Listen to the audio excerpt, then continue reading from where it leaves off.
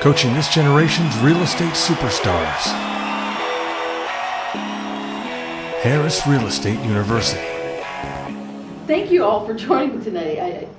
You're doing the mastermind with people from all over the country. I mean, it's just amazing that people will get on a plane and fly out. It's beautiful outside and spend the day in here. So I know there's got to be a reason that's really motivating you to be here. I mean, how many people would be interested in learning how to double the amount of money you put in your pocket and double your time off? How many people are up for that? Okay. And how many people are here because they don't have a life? Okay. All right. Maybe a little of both. I don't know. Well, I want to thank you all for joining me. As he said in the great introduction, thank you. I worked with Robert Kiyosaki, who you might know from the Rich Dad, Poor Dad. And the way I met Robert was he was someone who was doing exactly what he said before Rich Dad, is he had a business, took the money, invested in real estate. And for years, I've been the kind of the real estate accountant. And so I met him because he was doing some, in the day, kind of sophisticated things with 1031s. And there was a lot of accounting and specific tax knowledge that was needed. And so that's how I met him. And then just kind of went with him along through the Rich Dad ride. And I think the advantage that I've had, because I've been a CPA for so long, and I've had this opportunity to work with some of the richest people in the country, I've had amazing teachers. I mean, one of my clients started a company in January, and by September, he and his partners sold it. He started with zero. By September, 9 months later, sold it for $50 million. True story. Wow.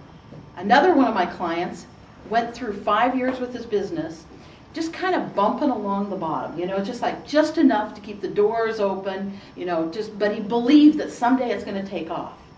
And then that 6th year it did. He had a growth of 3,500%. Wow. That's 35 times. And his cost stayed flat. So that 35 times was all profit. The next year, he did 5 times what he'd done the year before. Now, as I talk about those stories, the key there is timing. I mean, if anybody recognizes the story of January to September, if you're kind of in the technology world, you might recognize that was a .com story. And he did that in the late 1990s. Now, the other story he did last year. Because the benefit we've got is this amazing thing right now called a recession.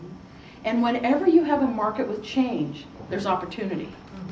So one thing, if you get out of anything of what I'm talking about, is don't let a good recession go to waste. Because darn it, it's not always going to be here. And whenever you have change, you end up eliminating a lot of competition and creating huge opportunities. Okay, for the guys that I work with, I mean, again, I've just had this great opportunity to learn from them. And there's really 3 key points that I've learned as how do you survive whenever you go through change. And we're right now in a spot, you're learning about short sales, you're learning about REOs. I absolutely agree that the next wave coming is going to be REOs, and probably that's going to last for a couple, 3 years. But then it's going to end. And doggone it, the economy is going to start climbing again. And so the easy money will be gone, and then we have to start working again. Now, whenever you have change, that means that you have to change your model. So some of the things that can get you through those times of change, like we're experiencing now, or what we will again, probably in about 3 or 4 years, are, number 1, be able to leverage what you know and who you know. And taking advantage of meetings like this, where you're getting an opportunity to talk to people that are working in similar industries across the country, I mean, that's absolutely invaluable, because you're going to get a perspective beyond just your own little backyard of, hey, this is a good idea, that worked over in Georgia, let's try that here. Or this is what they're doing over in Laguna Niguel, I bet that would work here too. So that ability to leverage what you know and who you know.